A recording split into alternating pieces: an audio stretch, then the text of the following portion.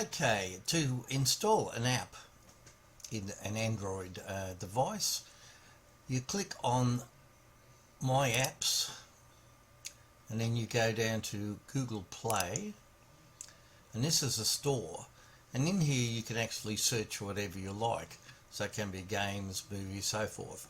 Now we want to load Facebook. Now Facebook is here, but just for the fun of it, we'll actually type it up here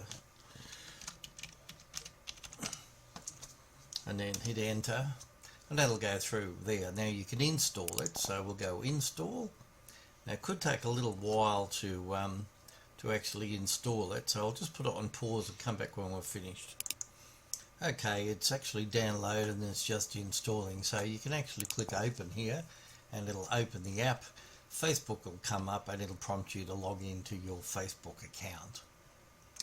There it is there, and you can actually just log in to your Facebook account there.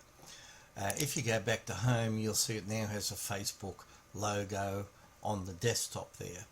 If you want to delete an app, now I'm using an emulator, an Android emulator for my Windows 10 PC, but what you'd do, you'd actually grab that and move that down to your trash can.